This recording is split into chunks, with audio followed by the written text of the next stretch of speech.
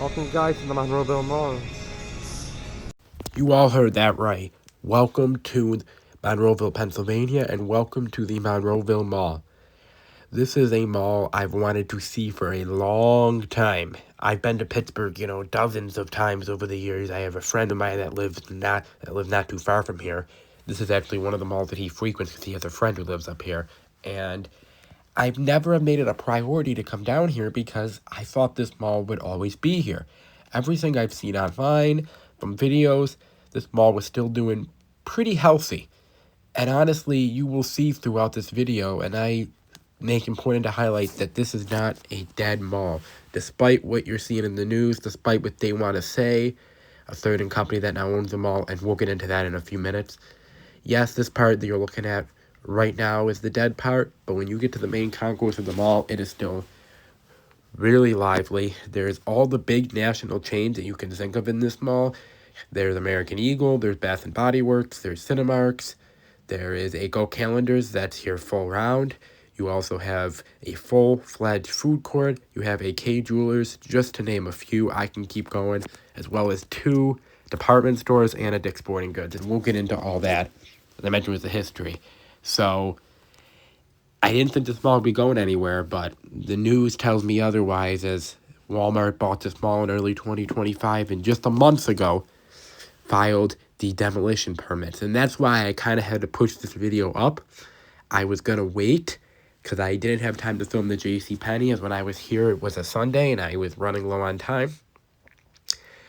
But with the news of this mall, I want to get this right up here right away. And honestly, I mean, we've seen JCPenney. It's not like I've never filmed any, so even though I missed this one, my main priority was that Macy's because it's still vintage as hell.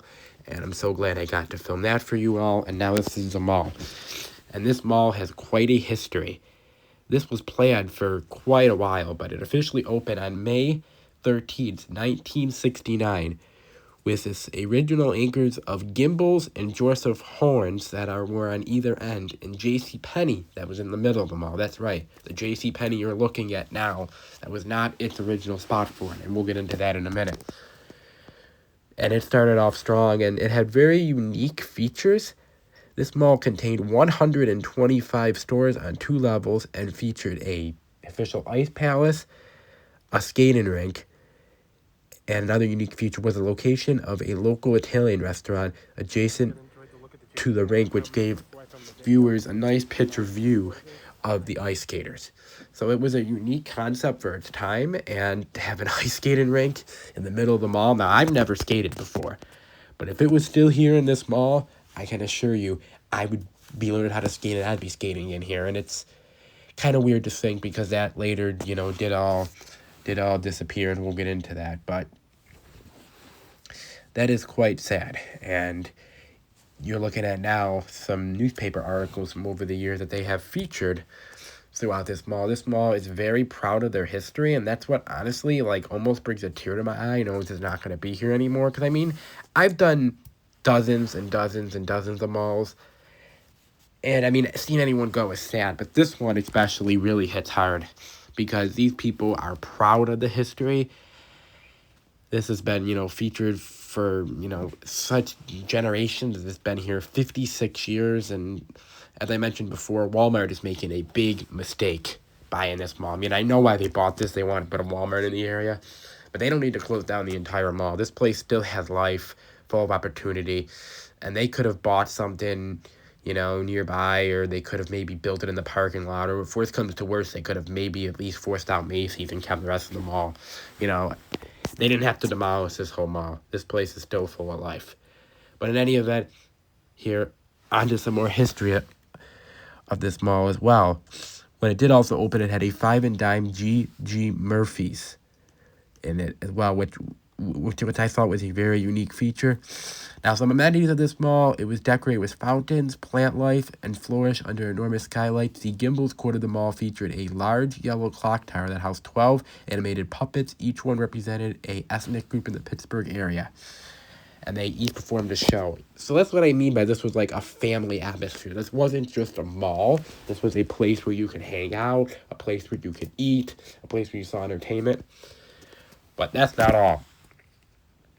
This particular shopping mall of any mall is known famous for a certain movie, as this was the place where the Dawn of the Dead and was filmed here.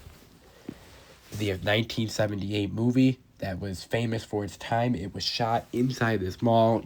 You can watch the video. They don't sponsor this or anything, but if you see this, you'll see certain clips of the JCPenney in the mall itself. And that put this place quite on a pedestal. And that would be another reason why, it's sad, because this area is very proud of that. That movie was iconic for its time. It still is iconic to this day. And the fact that it was filmed on these grounds that I'm currently walking in was really cool.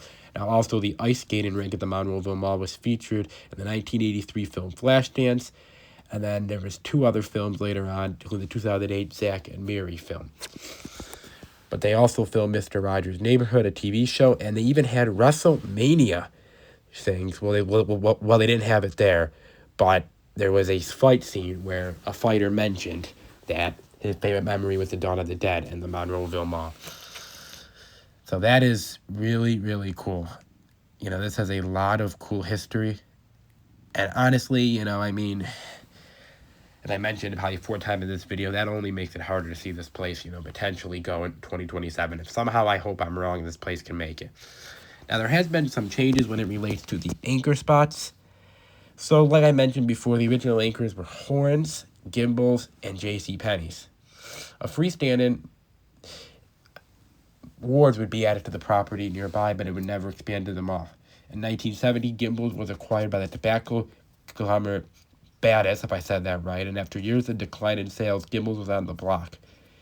And they would later close down some of their operations, selling or closing all their locations. Some of their more attractive mall locations, such as this one. So this place was doing well, it overcame some changes, but it was doing well. It was taken over by the May Company, by their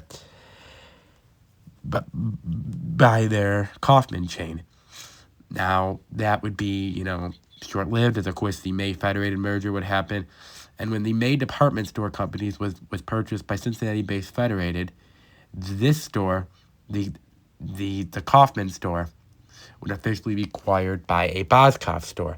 As Macy's would decide to go into Joseph Horns, because Horns was, of course, part of that whole chain, of Federated in May. So Macy's felt that was a better spot for them, and that's the spot they still remain. That's why it's a very unique look in Macy's and not like the other Kaufmans you see, because it was not the Kaufmans, it was the Horns. So the Kaufmans would be sold to Boscov's, but after only 2 years of operation, that store would ultimately fail and would later close in October 2008. So with that, you would see JCPenney would move from the center of their mall. They would move to the corner spot, and when they originally, they were there. They originally had it as a 2-level store, but it would later become a 1-level store with Dick's Sporting Goods moving underneath in 2014. So despite this place doing well, acres have kind of fluctuated throughout the life of this mall. But with it still having Dick's, JCPenney, and Macy's, that is obviously a good start.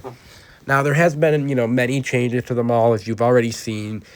The ice skating rink is long gone. The fountains are long gone. That was mostly done under the CBL ownership. CBL owned this mall for a long time.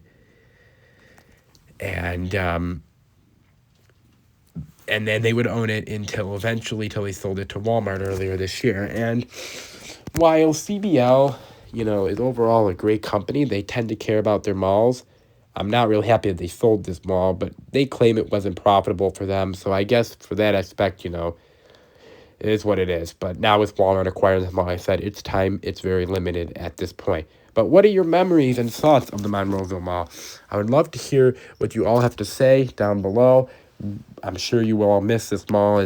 Even though I've only been here once and I spent 2 hours at this place, I already enjoyed it. And they have some cool memorabilia. And if you want any memorabilia from the movie, head down to the Dawn of the Dead store. It is located in this mall. Support them. They also have cool mall logo shirts as well. Support them. Tell them I sent you. I meant the owner. He's a really, really nice gentleman. I hope for some reason he can stay here or stay in the area. In any event, I'm going to sign off. I hope you all enjoyed the look at this Monroeville Mall here in Monroeville, Pennsylvania. If you all did, you all know the drill. Make sure to hit like, comment, and subscribe, and I'll talk to you later. Live from Monroeville, Pennsylvania, Alex Weinsheimer's out, and I will talk to you all real soon, and bye-bye.